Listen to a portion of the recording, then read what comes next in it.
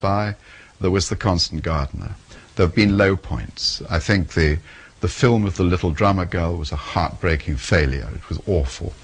The film of The Looking Glass War, again, no good. The film of The Russia House, with a wonderful cast, with Tom Stoppard's script. Yes. I don't know. It didn't do anything for me. In the end, it simply... It was the film of the book and not the film of the film.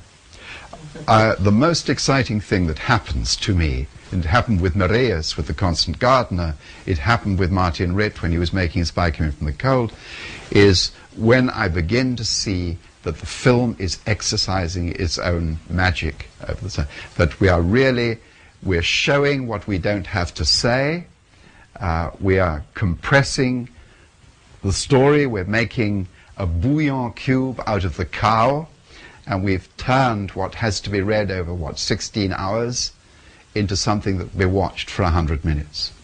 And if you can really make that transition and still keep the heart of the original story, you're terribly lucky.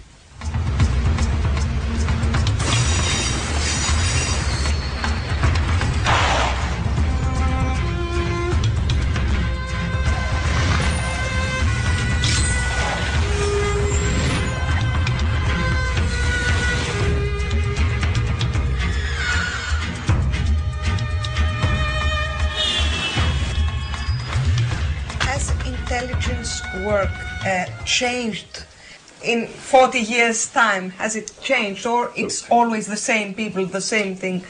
Intelligence services, you can see this in Russia. They are like the wiring in this house, the electrical wiring. Different people come and go, but when you turn on the switch, you get the same effect. And for instance, the transition from KGB to FSB perfectly exemplifies that. What has happened in the time since I left the secret world, which is 40 years ago, is we've come the complete circle. By the time I left, everything was to do with electronic surveillance, microphones, all sorts of obscure, clever ways, satellites, overflight. Everything except the agent, the secret agent. The secret agent, the live source, began to disappear like some kind of craft before the Industrial Revolution. And we started to abandon human intelligence in favor of technology. The result has been a series of intelligence catastrophes. What we are now all looking for is the economics of running individual sources who know what they're talking about. If you could imagine, I don't know how long we've been in this room, but let's say we've been in here now 2.5, 3 hours. If you can imagine poor people sitting upstairs with earphones, transcribing everything we've done, the cost of this alone is immense. It's days of work. Multiply that by millions, and you get the effect of being able to computerize conversations in distant places, to listen to taxi drivers and ambulance drivers in Peking. What the hell's the point? Whereas a secret agent in place is economic, is articulate, can answer questions, can receive instructions. And so now, after all this excursion into technology, the biggest prize is not to get a microphone into Mr. Putin's bedroom. It is to obtain Mr. Putin's mistress, were he to have one, or his secretary. And so the game has gone full circle. That's my guess.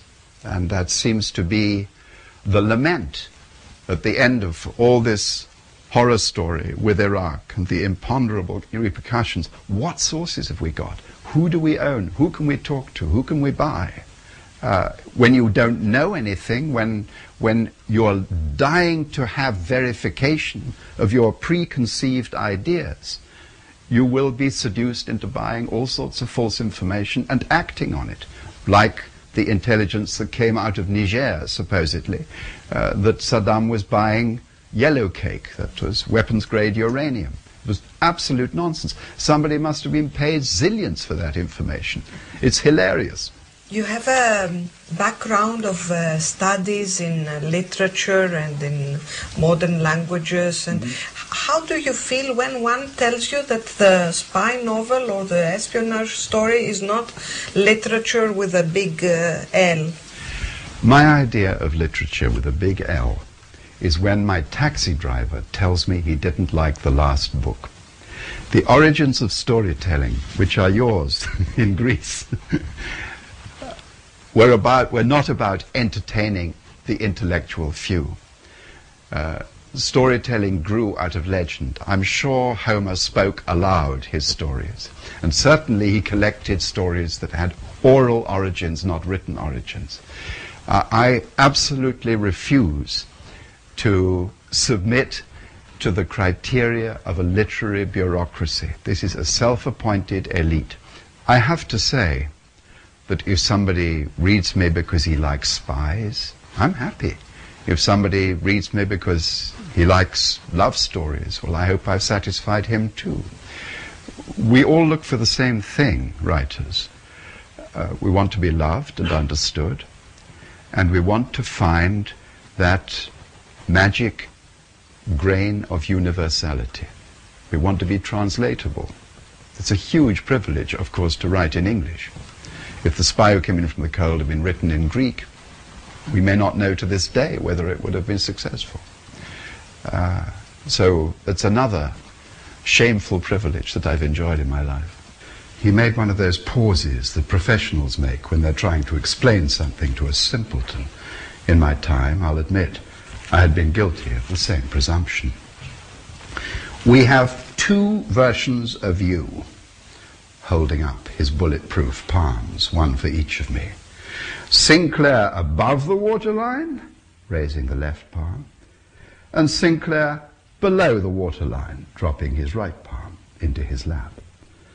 Above the line, tip of the iceberg, you speak French and variations of Swahili only, plus English to your chums, obviously, which is normal rations for any middle-of-the-list interpreter. With me? With you thus far, Skipper, I affirmed, striving to evince enthusiasm. And below it, I was now staring downward at his right palm. The remaining 9/10 of the iceberg, which is all the other stuff you speak. You could play that one out, couldn't you? Not all that difficult, once you've got a grip on yourself. And taking back his hands, he treated himself to another biscuit while he waited for me to see the light.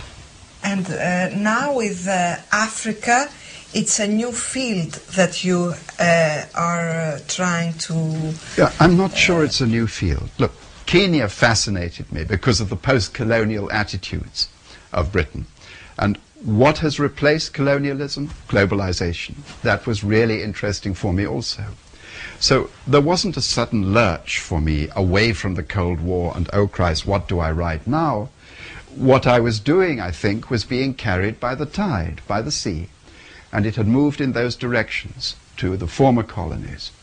Do you prefer to go to the places you will write on, or you prefer to have your fantasy in a... Oh no, well, the fantasy I have anyway, but I have selected places in the past, and I hope to go on doing so in the future, which give me an education. I knew nothing about the Middle East until I immersed myself in the Middle East. I went to the Israelis, who were extremely accessible and welcoming. I mixed with the Israeli special forces, and I could see anybody I wanted. I went to Lebanon and introduced myself to Arafat, and I spent 10 days with Arafat, and I lived with the chief of fighters in South Lebanon. Out of that, I was able to extract what you may call the illusion of reality, and then added to my own imagination, I felt informed and educated, and I felt free to move that way. I think first impressions are absolutely vital. I remember the first time I went to Moscow in 1988, and my old service would not have wished me to go earlier, and the Russians wouldn't have wished me to come earlier. But the perestroika was on, and our ambassador had spoken to Reza Gorbachev, and I could go. And all the things that I saw in those first few days were the things that impregnated the novel later. The smell of humanity, of Russian petrol, the way people look and don't look at you, the mystery of eye contact in a